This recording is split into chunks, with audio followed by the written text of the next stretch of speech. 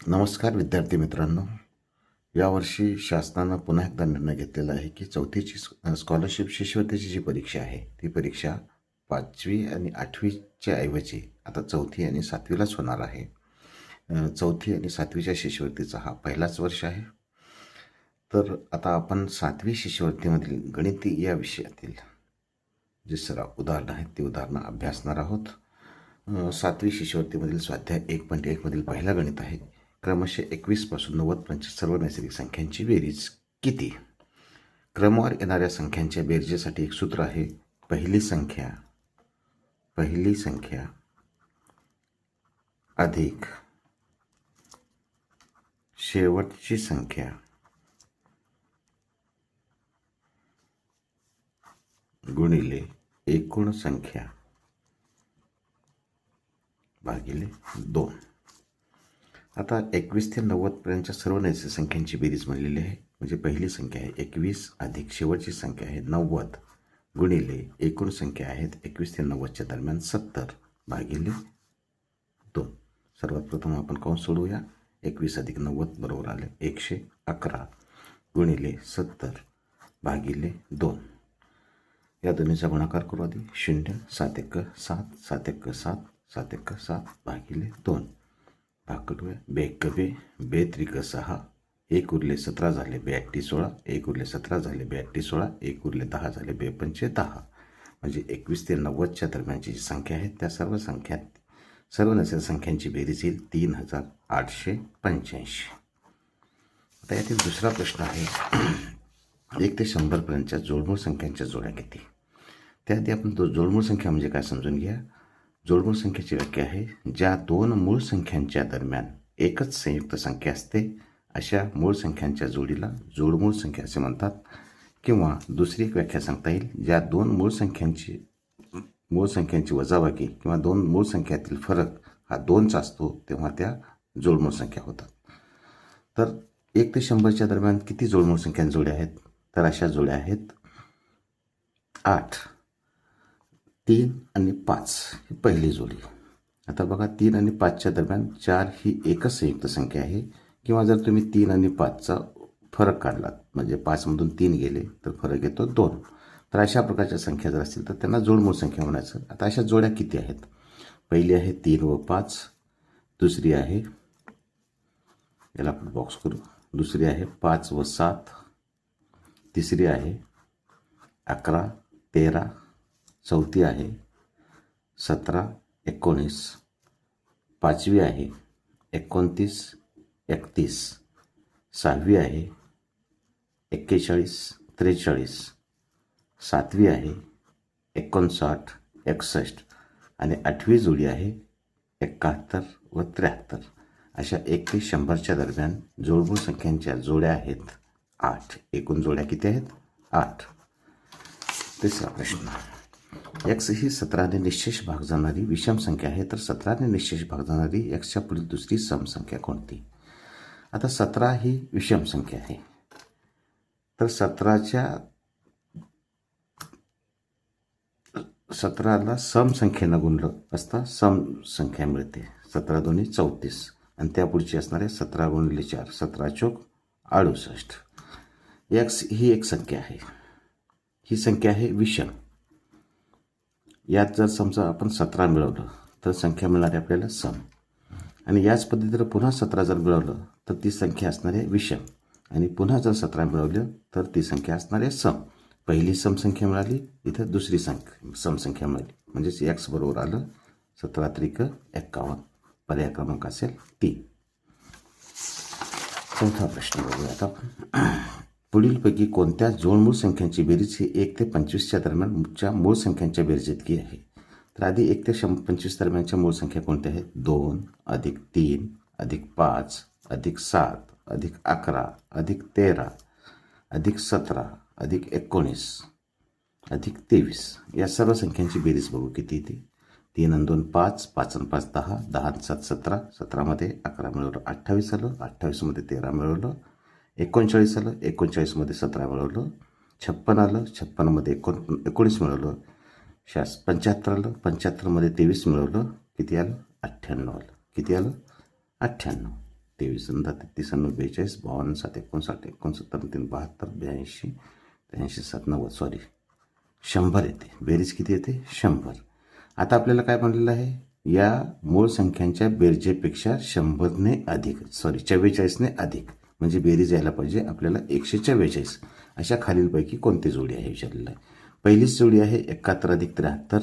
या दोन्हीची बेरीज येते 144. म्हणजे इथं पर्याय क्रमांक 1 असेल. जी 71 आणि 73ची जोडी आहे या त्या जोडीची बेरीज येते 144. जी 1 ते 25 दरम्यानच्या ज्या मूळ संख्या आहेत त्या मूळ संख्यांच्या बेरजेपेक्षा 44ने जास्त आहे.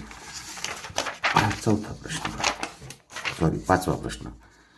1 ते 11 पासून 100 पर्यंतच्या जेवढ्या मूळ संख्या आहेत त्यातील सर्व मूळ संख्यांच्या अंकाची अदलाबदल केल्यास मूळ संख्याच मिळते अशा किती जोड्या विचारलेल्या आहे. आधी आपण 11 ते 100 दरम्यानच्या मूळ संख्या काढूया. पहिली आहे 11, नंतर 13, 17, 19, 23, 29, 31, त्यानंतर 37, 41, 43, 47, 53, 59, 61, 67, 71, 73, 79, 83, 89 आणि 97. या सर्व 1 ते 11 ते 100च्या दरम्यानच्या मूळ संख्या आहेत. आता यांच्या अंकाची अदलाबदल केल्यानंतर 11च्या अंकाची अदलाबदल 11 आलं म्हणजे ही एक मूळ संख्या आहे.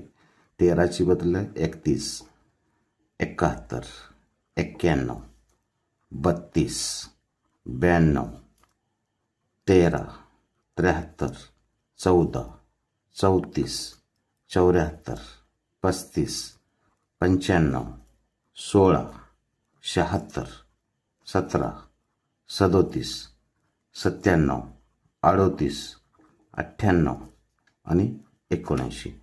आता यातील मूळ संख्या कोणकोणत्या शोधू आपण. हे 11 एक आहे, 31 2, 71 3, 13 4, 73 5, 17 6, 37 7 आणि 97 8, 79 9. एकूण जोड्या किती आहेत? 9. पर्याय क्रमांक 4 येईल. 6वा प्रश्न. 3 क्रमवार विषम संख्यांची बेरीज y आहे तर त्यातील सर्वात मोठ्या विषम संख्येच्या पुढील समसंख्या कोणती? 3 क्रमवार विषम संख्यांची बेरीज y आहे. आता 3 क्रमवार विषम संख्या कोणकोणत्या आहेत त्या आधी काढायच्या आहेत आपल्याला. तर कोणत्याही 3 5 अशा पद्धतीच्या जर विषम संख्या किंवा समसंख्या अशा पद्धती या पट्टीतल्या अंकाची जर बेरीज संख्यांची जर बेरीज दिलेली असेल तर त्याला दिलेल्या संख्या चिन्हानं जर भागलं तर मधली संख्या मिळते. बेरीज आहे y, त्याला 3 न भागलं म्हणजे मधली संख्या मिळाली. आता त्याच्या पुढची ही मधली संख्या आहे, त्याच्या पुढील विषम संख्या ही म्हणजे y ची 3 ही मधली विषम संख्या आहे. त्या पुढील विषम संख्या मिळवण्यासाठी त्यामध्ये 1 मिळवलं म्हणजे ही सर्वात मोठी विषम संख्या मिळाली. आता त्या पुढील समसंख्या काढायची म्हणून पुन्हा त्यात 1 मिळवलं म्हणजे हे आलं y/3 अधिक 2 आणि 1 3. पर्याय क्रमांक 3. 7वा प्रश्न. पुढीलपैकी कोणत्या सहमूळ संख्येची जोडी नाही? सहमूळ संख्या कशाला म्हणायचं? तर ज्या 2 संख्या, इथं मूळ शब्द आपण वापरत नाही, तर ज्या 2 संख्यांच्या दरम्यान एक व्यतिरिक्त अन्य कोणताही सामायिक अवयव नसतो त्यांना म्हणतात सहमूळ संख्या. आता इथं पाहिल्यानंतर आपल्याला सहमूळ संख्येची जोडी नाही हे शोधून काढायचं आहे. प्रश्न बघा, कन्फ्युजन विचारलं जातं तुम्हाला. आपण जोडी शोधायला जातो परंतु इथं नाही असं विचारलेलं आहे. आता पहिलाच पर्याय 32 आणि 24 या दोन्ही संख्येला 2 ने भाग जातो म्हणजे यांचा सामायिक अवयव 2 आहे. म्हणून पर्याय क्रमांक 1 मधील जोडी 32 आणि 24 ही समूळ संख्येची जोडी नाही. पर्याय क्रमांक 1 येईल. पुढील प्रश्न आहे, p ही एक समसंख्या आहे तर त्यापुढील 39वी समसंख्या कोणती? आता अशा प्रकारचा प्रश्न विचारल्यानंतर काय करायचं आहे? सगळ्यात आधी समजून घ्यायचं आहे कोणत्याही 2 समसंख्या किंवा विषम संख्या यातील फरक हा 2चा असतो. कोणत्याही क्रमवार 2 समसंख्या किंवा विषम संख्या यातील फरक कितीचा असतो? 2चा असतो. तर आपल्याला काढायची किती 39. दिलेली संख्या कोणती आहे सम आहे, पी ही सम आहे आणि काढायची सम आहे. हा मुद्दा फार महत्त्वाचा आहे. आपण त्याच्यासाठी पुन्हा एकदा वेगळा प्रश्न पाहिल्यानंतर लक्षात येईल तुमच्या. तर याच्या पुढील म्हणलं म्हणून इथं प्लस आलं आणि कितवी काढायचे 39 आणि दोन सम संख्यामधला फरक असतो 2चा म्हणून आलं इथं पी अधिक 39 दोन्ही 92 18ला 8 हातचा 1 बेत्रिक 6 आणि 1 7 पी अधिक 78. पर्याय क्रमांक 2. 9वा प्रश्न बघूयात आपण. 3 क्रमवार विषम संख्यांची बेरीज 153 आहे, तर त्यापैकी मधली संख्या. आत्ताच आपण एक प्रश्न पाहिलेला आहे. तर क्रमवार विषम संख्यांची बेरीज जर दिलेली असेल 3 असतील किंवा 5 असतील तर त्याला एकूण संख्याने जर भागलं तर आपल्याला मधली संख्या मिळते. इथं दिलेले बेरीज 153, याला एकूण संख्या आहे 3. या 3 भागलं की 3 1 3, 3 5 15, 3 1 3. उत्तर आलेलं आहे 51 ही मधली संख्या आहे. पर्याय क्रमांक 2. सर्वात लहान 2 अंकी संयुक्त विषम संख्या आणि सर्वात मोठी सममूळ संख्या यांचा गुणाकार किती? आता सर्वात लहान 2 अंकी संयुक्त विषम संख्या, सर्वात लहान 2 अंकी संयुक्त विषम संख्या, 2 अंकी. सर्वात लहान संयुक्त पण पाहिजे आणि विषम पाहिजे. 11 ही विषम आहे पण संयुक्त नाही, 13 ही विषम आहे पण संयुक्त नाही, 15 ही विषम पण आहे आणि संयुक्त आहे. म्हणजे सर्वात लहान 2 अंकी संयुक्त विषम संख्या झाली 15 आणि सर्वात मोठी समूळ संख्या आपल्याला माहित आहे समूळ संख्या एकमेव आहे ती 2. सगळ्यात लहान पण तीच आहे आणि सगळ्यात मोठी पण तीच आहे. 2 ही एकमेव समूळ संख्या आहे. म्हणजे 15 आणि 2 या दोन्हीचा गुणाकार करायचा आहे. 15 दोन्ही 30 आलं. पर्याय क्रमांक 4.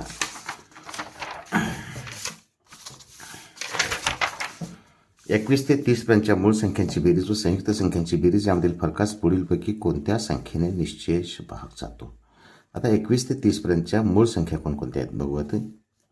त्यांची बेरीज करू. संयुक्त संख्या कोणकोणत्या आहेत त्यांची बेरीज करू किंवा आणि त्याला त्या बेरजेमधील जो फरक आहे त्या फरकाला फरक काय तो पाहूया आपण. 21 ते 30च्या दरम्यानच्या संख्या आहेत. पहिली आहे 23, दुसरी आहे 29. 2च संख्या आहेत. 29 आणि 23 झालं 52. आता 21 ते 30 पर्यंतच्या संख्यांची एकूण बेरीज किती आहे? 21 अधिक 21 अधिक 30 गुणिले एकूण संख्या 10 भागिले 2. 21 अधिक 23 झालं 51 गुणिले 10/2 म्हणजेच 510 भागिले 2 बरोबर आलं 255. आता ही एकूण संख्यांची बेरीज आहे. त्यापैकी मूळ संख्यांची बेरीज 52 आहे. म्हणजे उरलेली बेरीज आहे ती असेल संयुक्त संख्यांची बेरीज 255 वजा 52 बरोबर आलं 203. ही संयुक्त संख्यांची बेरीज आहे. 52 ही मूळ संख्यांची बेरीज आहे. या दोन्हीतला फरक काढायचा आहे. 203 वजा 52 बरोबर 151. आता 151ला कशानं भाग जातो बघायचं आपल्याला. 3 भाग जातो का? जात नाही. 7 जात नाही. 17 पण जात नाही. जातो कशाला? फक्त 151नेच भाग जातो याला. 151 151 151 151 म्हणजे पर्याय क्रमांक म्हणजे क या फक्त 151 जातो. पर्याय क्रमांक असेल 3. पुढीलपैकी कोणत्या संख्येची जोडी ही जोडमूळ संख्येची नाही? म्हणजे इथं 3 जोडमूळ संख्यांच्या जोड्या आहेत आणि 1 जोडमूळ संख्येची जोडी नाही. यापूर्वी पण आपण पाहिलेलं आहे की 1 ते 100च्या दरम्यान 8 जोडमूळ संख्यांच्या जोड्या आहेत. त्यामध्ये 11 व 13 ही जोडमूळ संख्यांची जोडी आहे. 41 व 13 43 ही सुद्धा जोडमूळ संख्येची जोडी आहे. 59 व 61 ही सुद्धा जोडमूळ संख्येची जोडी आहे. केवळ 7 व 11 ही जोडमूळ संख्येची जोडी नाही. म्हणून पर्याय क्रमांक 1 येईल इथं. पुढचा प्रश्न आहे. पुढील विधाने वाचून योग्य पर्याय निवडा. 29 व 31 जोडमूळ संख्या आहेत. अगदी बरोबर आहे. हे विधान बरोबर आहे. 29 व 31 या सहमूळ संख्या आहेत.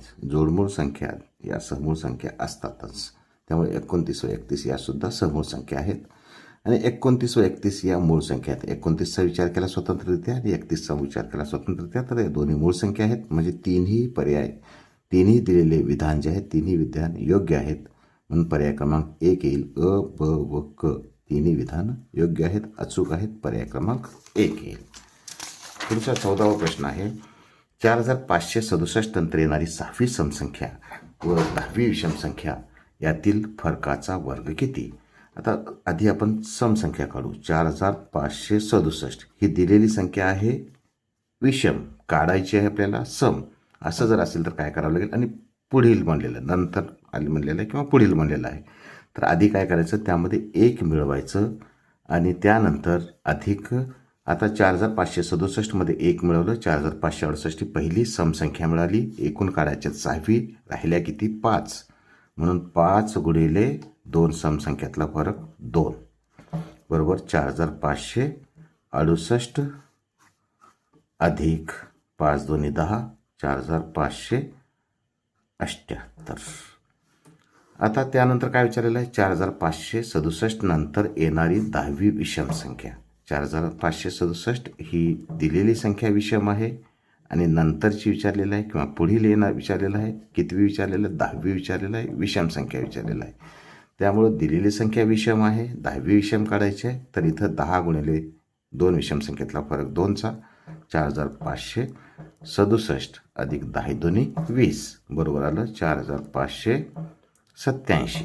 आता या दोन्हीतला फरक 4587 वजा 4578 बरोबर आलं, फरक आला 9चा. कितीचा फरक आला, 9चा. आणि या फरकाचा वर्ग करायचा आहे, म्हणजे 9चा वर्ग बरोबर आला 81. पर्याय क्रमांक 3. इथं बघा, पर्यायामध्ये आपल्याला कन्फ्यूज कसं केलं जातं, 9 पण दिलेलं आहे, आपण गडबडीत काय करतो, डायरेक्ट उत्तर 9 पर्याय क्रमांक 2 करतो आणि जो चुकीचा असणार आहे. 15वा प्रश्न म्हणजे स्वाध्याय 1.1 मधला शेवटचा प्रश्न. 50 या संख्येच्या आधीच्या लगतच्या 3 मूळ संख्यांची बेरीज आणि नंतरच्या लगतच्या 3 मूळ संख्यांची बेरीज यातील फरकाला कितीने निशेष भाग जातो. आता आधी आपण 50च्या आधीच्या लगतच्या संख्या काढू. 50च्या आधी 47 आहे, त्यानंतर 43 आहे आणि त्यानंतर 41 आहे. 47, 43, 41 ह्या 50च्या आधीच्या आहेत. 7 आणि 3 10 आणि 1 11ला 1 हातचा 1 4 आणि 1 5 आणि 4 9 आणि 4 13 131 हे 50च्या आधीच्या मूळ संख्यांची बेरीज झाली. आता 50च्या नंतरच्या कोणत्या आहेत, पहिली आहे 53, पुढील आहे 59 आणि त्या पुढील आहे 61. यांची बेरीज करा. 9 आणि 1 10 आणि 3 13ला 3 हातचा 1 6 आणि 1 7 आणि 5 12 आणि 5 17 173. आता यांचा फरक काढायचा आपल्याला. काय काढायचं आपल्याला, फरक काढायचा आहे. 173 वजा 131. 3 मधून 1 गेले 2, 7 मधून 3 गेले 4, 1 मधून गेले 0, म्हणजे फरक आला 42. आता 42ला कशाने भाग जातो, 2 ने जातो, 3 ने जातो, 4 ने जात नाही आणि 7 ने जातो. 2 3 आणि 7 म्हणजे अ ब ड, अ ब ड पर्याय क्रमांक 4. अशा पद्धतीने आपण स्वाध्याय 1.1 चे उदाहरण सोडून पाहिलेले आहेत. काही शंका असतील आपण तर मला मेसेजच्या सहाय्याने विचारू शकता. धन्यवाद.